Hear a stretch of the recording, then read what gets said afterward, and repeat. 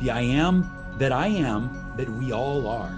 We all are that I am. We all are the one I am that is manifesting in legions of form and concepts of itself, right? So we're exploring the mind of God, and the mind of God is asking, who am I, and what can I become, right? So that's the originating question. And now we're all exploring all of these states to help us answer that question. Who are we, right? All right, welcome everyone to Daily Neville. This is season 1, episode 1, and I am your host, Josiah Brandt. And today we are starting with what has consistently been the most popular reading that I have on my YouTube channel, and that is The Power of Awareness by Neville Goddard. And today it will be with commentary by Josiah Brandt. And now let us begin with The Power of Awareness by Neville Goddard. This was a 1952 book. And keep in mind, Neville started in 1939 or thereabouts with his first book, At Your Command. So this is about 13 years into his career of teaching the power of awareness, the power of consciousness. So Neville clearly has learned a lot. Fastest way to learn something is to attempt to teach it. No one learns the content more than the teacher. So he's learned a lot, and he has a lot to share with us. At this point, he's already completed his studies with Abdullah, 1952. He's already completed with Abdullah, and he is now teaching across these 30 odd chapters, 27 chapters, what he has learned, kind of the highlights. So I'm going to read this book for you all, and as I do, I'm going to share Josiah's insights, and you're going to get it first person right from the source. So chapter 1. I am. All things, when they are admitted, are made manifest by the light. For everything that is made manifest is light. Ephesians 5:13. Okay, so let's talk about that for a second. So he starts with the Bible verse. This is very common for him. A lot of his chapters, he starts with the Bible verse. But this particular one says, all things, when they are admitted, are made manifest by the light. For everything that is made manifest is light. And this is the idea that the whole universe, the whole vast universe is light. Now, this is a bit of an esoteric idea, a little bit of an ephemeral or ethereal idea as well. This idea that even matter is simply light that is essentially slowed in vibration to the point where it becomes hardened substance, and you can pick it up and hold it, right? This book was sunlight. The trees, grew out of sunlight and nutrients from the soil, a lot of which came from, and even before all of that, the foundation of the universe is light. And Neville's going to explain more here what light is. The light is consciousness. Consciousness is one, manifesting in legions of forms or levels of consciousness. There is no one that is not all that is, for consciousness, though expressed in an infinite series of levels, is not divisional. There is no real separation or gap in consciousness. I am cannot be divided. So there is only one I am. There is not any one that is not all that is, right? Every single one of us originated from the source. So we are the source in a different form. So there truly, when you start to think this way, there is no other. There is no other. There's only self in various forms, right? So the illusion of other, because it's a form that appears to be different than us, right? But it is still the source. It is still the one, and the one is consciousness, right? So there's every single one of us is a fractal of consciousness, and the fractal contains the whole within the part. That's what makes it fractal. He says, I am cannot be divided. I may conceive myself to be a rich man, a poor man, a beggar, or a thief, but the center or core or root or origination of my being remains the same regardless of the concept I hold of myself, right? So you simply are. You are I am made manifest into a physical material body in this universe. Now, what you conceive yourself to be beyond that is just your conception. It doesn't change the fact that you are I am. Now, this, of course, forms the question. What are you choosing to be right now? Because if you are I am, and if I am cannot be divided, and you are all of everything, then it really is your choice. It is your conception of yourself that determines what you are in this moment, right? So it's not anyone else that made you rich, poor, a beggar, or a thief. It's your conception of yourself that has made you any of these things. And when you realize this is ultimate freedom, because you realize that the same conception of yourself which made you these things can also make you anything else. And that's the exciting part. At the center of manifestation, there is only one I am, manifesting in legions of forms or concepts of itself. And I am that I am. The I am that we all are. We all are that I am. We all are the one I am that is manifesting in legions of form and concepts of itself, right? So we're exploring the mind of God, and the mind of God is asking, who am I, and what can I become, right? So that's the originating question. And now we're all exploring all of these states to help us answer that question. Who are we, right? Who could we be? The I am that I am. What try to define that in some way. And then here we are, we have bodies, we have a universe, we have the illusion of each other, and we're trying to figure this out, right? It's part of the adventure of it.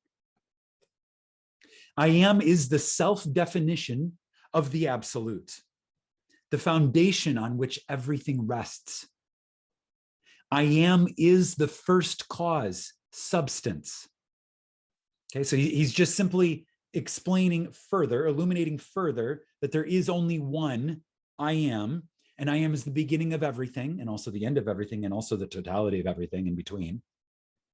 I am is the self-definition of God. Now we hear this when in the Bible it says, who shall I say sent me? And he says, I am hath sent me, and I am that I am. I am hath sent me unto you. I am that I am. Be still and know that I am is God, right? Be still and know that I am God. Or you could say that the I am, which is all of our source, all of our beginning, all of our end, all of our totality of everything, is God. I am is a feeling of permanent awareness. Permanent awareness. I can temporarily be aware of being rich or poor or a beggar or a thief or a humanitarian, right? I can temporarily be aware of these things, but that's simply the conditioning I'm adding after the statement I am. I am a rich man, right? I am became first, and then it's conditioned as a rich man. And that's a temporary conditioning because I won't always be a rich man. At some point, I won't be a man at all, right? At some point, the I am that I am will be something that is not a man at all, right? So I am will still be there, but that which I'm conditioning myself to will not. And that's the key. I am is a feeling of permanent awareness. The very center of consciousness is the feeling of I am. It is the source. It is the root. It is the beginning. I may forget who I am or where I am, what I am, but I cannot forget that I am. The awareness of being remains, regardless of the degree of forgetfulness of who, where, and what I am, right? So you can forget the conditions that you're placing on top of I am. You can forget all of that. And all you're left with, which is the root, the cause, the source, is I am. I am is the beginning. I am is the unconditioned consciousness. I am that we all are, is the source, the root, the beginning. It's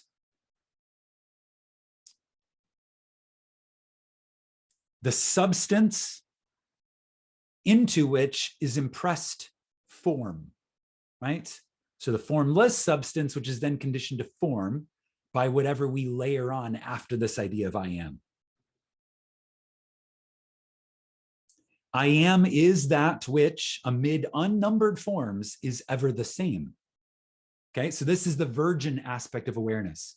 No matter how many parts I've played, right? How many different men I've been in my lifetime, how many different people I've been, how many different characters I've played in this lifetime or in all lifetimes ever, right? No matter how many unnumbered forms, right? The part of me that never changes, right? He's the same yesterday, today, and forever, right? Who is that we're talking about? It's God, and it's I am. I am is the same yesterday, today, and forever. I am is the virgin, unconditioned awareness that I can add all these layers on top of what I'm aware of being temporarily, but it doesn't change the virgin root, which is the I am, which is the source, which is the root.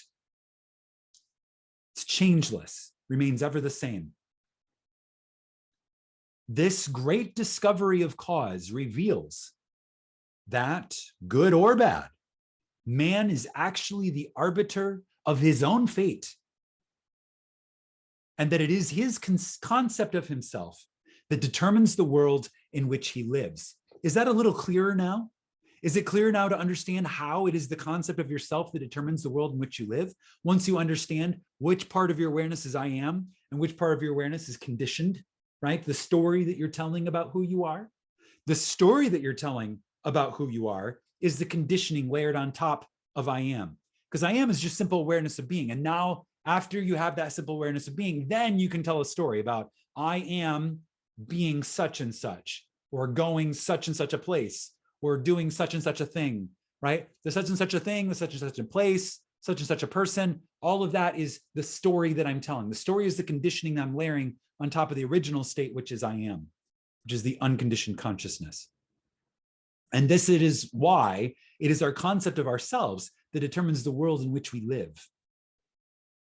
In other words, Neville writes, if you are experiencing ill health, knowing the truth about cause, I am the cause, you cannot attribute the illness to anything other than to the particular arrangement of the basic cause substance, an arrangement which is defined by your concept, I am is the original state, right? And the concept is unwell, right? So if you're experiencing ill health, it is because you have conditioned the I am that you are with the concept unwell or ill health, right? I am unwell, right?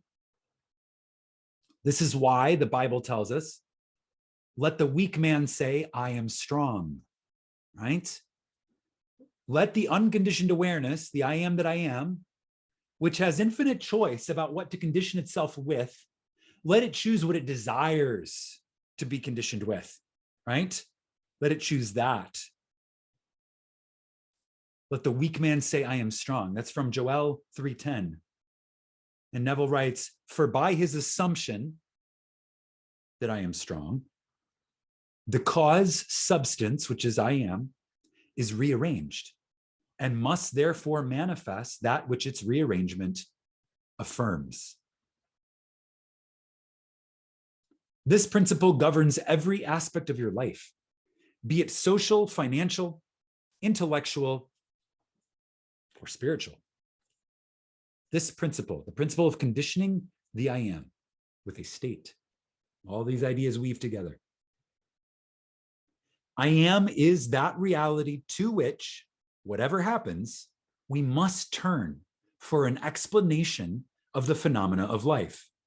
So he's saying no matter what happens to you in life, you have to look back at your conditioning to figure out the cause, right? Because I am the cause. I am is the cause and I am the cause. It is I am's concept of itself that determines the form and scenery of its existence. Everything depends upon its attitude towards itself.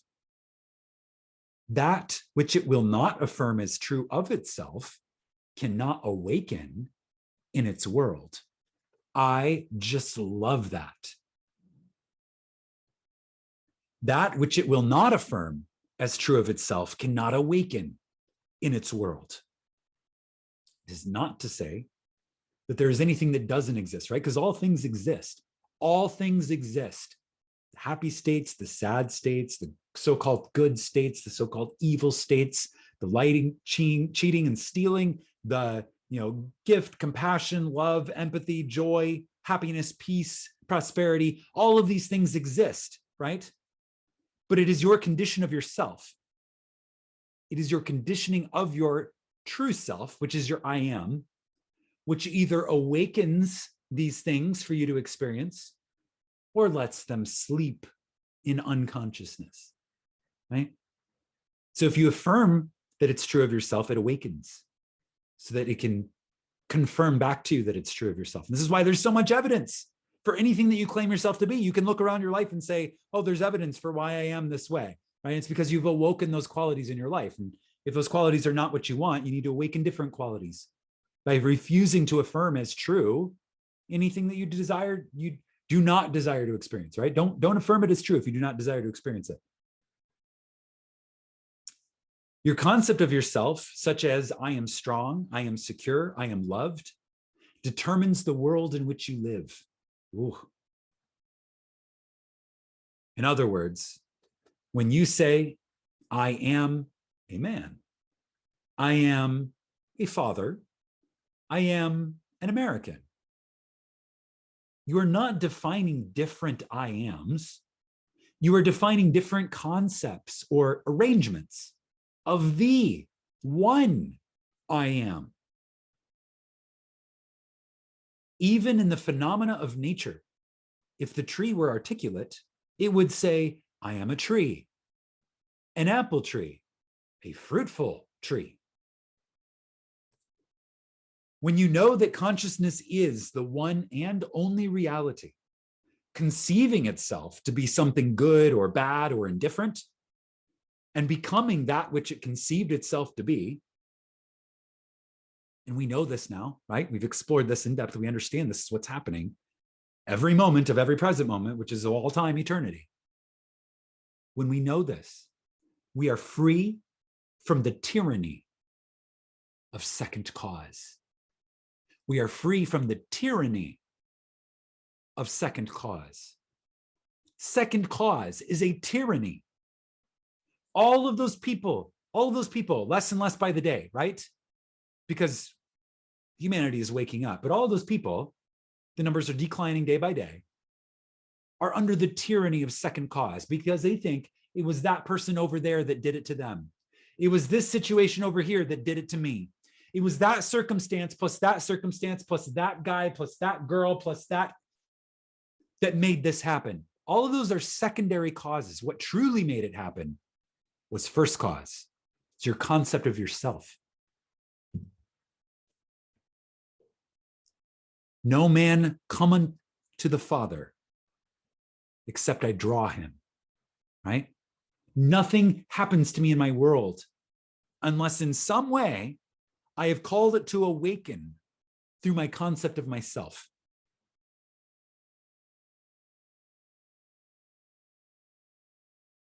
When you know that consciousness is the one and only reality, conceiving itself to be something good, bad, or indifferent, and becoming that which it conceived itself to be, you are free from the tyranny of second cause, free from the belief that there are causes outside of your own mind that can affect your life. In the state of consciousness, the individual, in the state of consciousness of the individual, is found the explanation of the phenomena of life. So if you want to know why something is happening, look at the state of consciousness of the people involved. If a man's concept of himself were different, everything in his world would be different. His concept of himself being what it is, everything in his world must be as it is. The world is a mirror, my friends, a mirror to our states. It's reflecting back to us what we believe to be true of the I am, the ways that we've conditioned the I am. Thus, it is abundantly clear that there is only one I am, and you are that I am. And while I am is infinite, you, by your concept of yourself, are displaying only a limited aspect of the infinite I am. Which limited aspect will you choose to display today? Right? Which limited aspect of the I am will you choose to display today? Infinite choices. Choose wisely.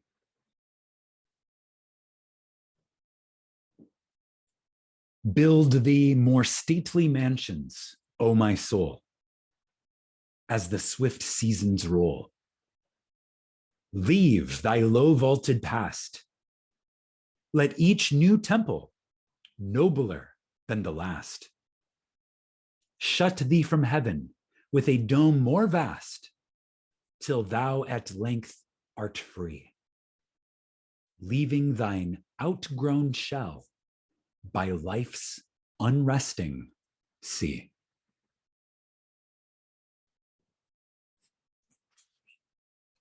This concludes chapter 1 of The Power of Awareness, a 1952 book by Neville Goddard, with commentary from Josiah Brandt that you won't find anywhere else. I'm doing this just for you all. By popular demand, I've had so many people tell me that it makes so much more sense when we talk it out. So we're going to talk about Neville, as I love to do. I love talking about Neville. If you liked this video, leave me a comment in the description, below the description, and tell me that you enjoyed this video. Give me your thoughts on this video. I'm planning on continuing with The Power of Awareness. And if you have suggestions for other lectures or books or ideas that you would like to hear my perspective on, you'd like us to talk about in this format, please let me know. Leave a comment below. It's very important that you do so.